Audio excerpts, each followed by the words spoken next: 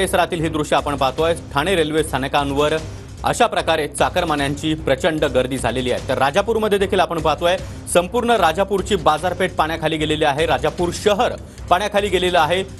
मध्यरात्रीच्या सुमारास झालेला मुसळधार पाऊस आणि त्यामुळे अशा प्रकारे राजापूरमधील हे दृश्य आपण पाहतोय।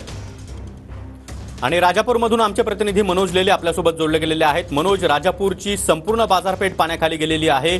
कशा प्रकारे सध्या स्थिती आहे? लोकांचे प्रचंड हाल होत आहेत।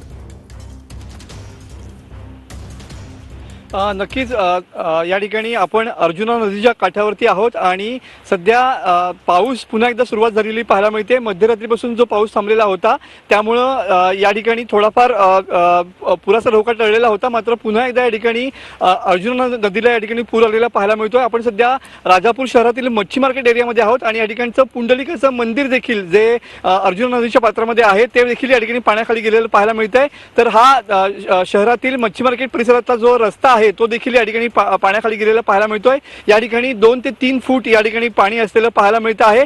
पावसाचा जोर पुन्हा एकदा या ठिकाणी वाढलेला पाहायला मिळतोय। आज पुन्हा एकदा हवामान खात्यानं रत्नागिरी जिल्ह्यासाठी ऑरेंज अलर्ट दिलेला पाहायला मिळतोय। अतिवृष्टीचा इशारा दिलेला आहे आणि अशा परिस्थितीमध्ये सध्या राजापूर शहराचा जो पुराचा धोका आहे तो अजूनही टळलेला नाहीये।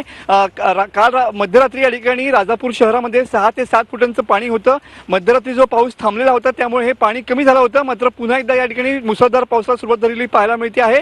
अर्जुना नदीचं हे पात्र आहे आणि सध्या अर्जुना नदीला पूर आल्यामुळे या ठिकाणी त्याचं नदीचं पात्र जे आहे ते पात्राच्या बाहेर या ठिकाणी आलेलं पाहायला मिळते आणि त्यामुळे राजापूर शहरातील मच्छी मार्केट परिसरातील हा एरिया आहे, या ठिकाणचा जो परिसर आहे तो या ठिकाणी पाण्याखाली गेलेला पाहायला मिळतो। या ठिकाणी 2 ते 3 फुटांचं पाणी या ठिकाणी आहे आणि सध्या इथलं पुंडलिकाचं मंदिर देखील या ठिकाणी पाण्याखाली गेलेलं पाहायला मिळतंय।